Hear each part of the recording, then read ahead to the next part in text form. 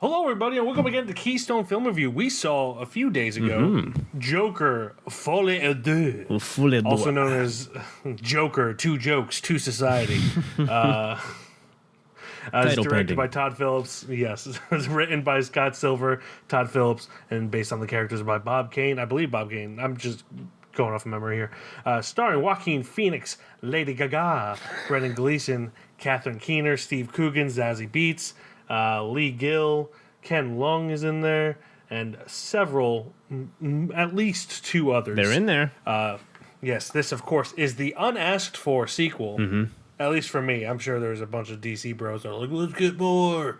Of the 2019 Oscar-winning film, Yes. Joker, took the whole world by storm when the guy who did The Hangover made a pretty solid film. But personally, I was fine if they had just left it at that. I had maybe a slight glimmer of hope that it would be good when it was first announced, and then something that everyone forgot. It was announced well before it came out that it was going to be a musical, and I was like, "Oh, this movie's gonna suck ass." And did it? Who knows? It did, and not necessarily because it's a musical. That's not the main reason it sucks. But yeah, I did not really care for this at all. It felt like it kept getting in its own way, because there are moments of it that I really, really liked, and this is a good musical. You don't mind when they start singing, Yep. but in this, they'd have like a really strong moment, and then for once in my life, just like, shut up. break out. Yeah. I like musicals. It's not the fact that it's a musical is not the reason I don't like it. In fact, sometimes But- it works. It's just Sometimes, yeah, sometimes it works it a few also times. does not. Yeah. Of course, from The Crow, we all know I'm not a huge fan of telling pop stars that they can act. To this film's defense, Lady Gaga's main part is just to be in fantasy sequences where she's singing. So while I don't love her as an actress, I understand why they cast her in this. But that doesn't really necessarily excuse it. It's just, it gets in its own way is my biggest problem. Yeah, with it. necessarily. I think if anything, Lady Gaga didn't have as much to work with besides her singing, like you just said there. Yeah. But Yeah. there could have been more. There could have been a lot more because of the character itself, and even the way they went about it. Like, I was severely afraid of how they were going to handle Harley. Just watching the trailers and stuff, because it makes it appear as if she is just a regular inmate and not necessarily Harley Quinn, or Yeah. and to an extent they kind of redeemed it in a way, and I was like, oh, okay, that works. But it didn't make it much better after that, after the reveal and all that. And then, like you were saying with the getting in its own way, I think the thing that hinders the movie, besides its plot just not being that good and the way they just went about the movie, was the musical wasn't the issue. In fact, it worked in a lot of parts. It was the fact that there was way too much of it unnecessarily. Like, Yes. you'll just be in a sequence, you're like, okay, this is going pretty good, but that had nothing to do with what was going on. Or like, if he was doped up on the medicine and then he went into the musical bouts, that makes sense. But it would just like, okay, he's singing when he's on it and he's singing when he's off of it. It's not going. It's going in each direction instead of like, okay, there's a theme to why there's a musical. And even then, some of the musicals, they just didn't make sense for the either situation or just the songs that were playing. Yeah. And it kind of, I understand it's a comic book movie. The first one was relatively grounded in reality, as much as, a movie about Joker can be. But in this, a lot of it takes place in a courtroom setting. And the courtroom deals with so much shit that would not be dealt with in a real courtroom. Like there would be gag orders. There would be like they would not be letting him represent himself with the way he goes about it. Of course, people have the right to represent themselves, but the court can also say, "Yo, you're making a mockery of this court. Shut the fuck up." And it's so obvious that that's what he's doing. He's making a mockery of it, and they just let it slide. So it's just maybe I'm asking too much for courtroom scenes to be a little realistic. Who knows? But yeah, it just I feel like Todd Phillips kind of got full of himself. Maybe he didn't even want to make this one, and he was just like they threw money at him, and he was like, "Fine, I'll do it." I don't think I don't think he wanted to make a sequel. But I don't think he was interrogated to make another one. But he ended like they could have gotten another director to do it. Or he could have just literally said no. But also, during the production of it, he was just being a major fucking asshole about everything. Was he? Like, he wasn't, like, talking to anybody within the DC, like, staff or anything like that to get a... Like, he was just like, I'm making my fucking movie, and the only two people I'm talking to are the biggest higher-ups, and that's it. Yeah. Like, I don't know. Sometimes that's the way you got to go, but I mean, I can't remember if he was necessarily the person who decided it should be a musical or not, or if it was swayed by somebody else, maybe Joaquin or something. But to an extent, the musical idea makes sense, but they completely rid the welcome for the musical and such. Yeah. The thing about that I love about the first one is that it's kind of saying something about how this, we live in a society, blah, blah, treats mental illness, which is true. A lot of people misconstrue that for, incel white boy angry at world.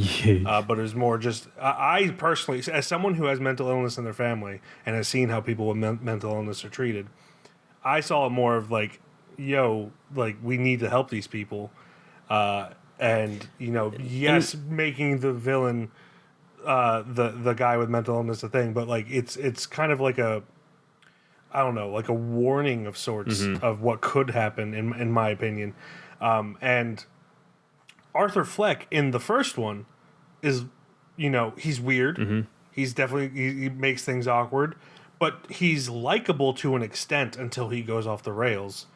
And even then, he's still kind of likable, and you're just kind of like, he just lost his shit for a second.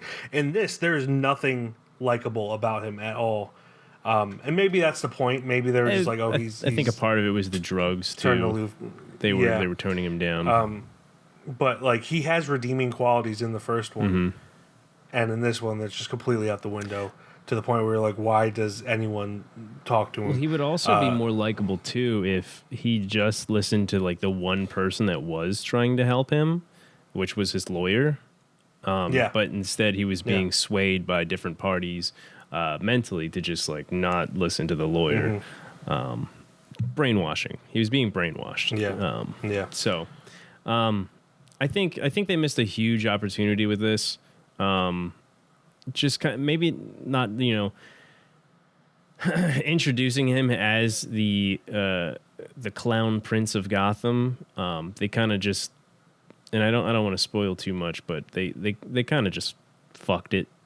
Like there was a good build up from the first one, what could have led into this one, and then like maybe like an overtaking of Gotham if they decided to do a trilogy, which not necessarily ever needed from this, I think, but they had such good grounds from the first one to build up to that, and they just shot their foot. Todd, like they could have focused more on like the cult following he was getting instead of, I mean, we all know I don't like romance to begin with, but like this stupid romantic story, and I personally think it's stupid in Batman in general.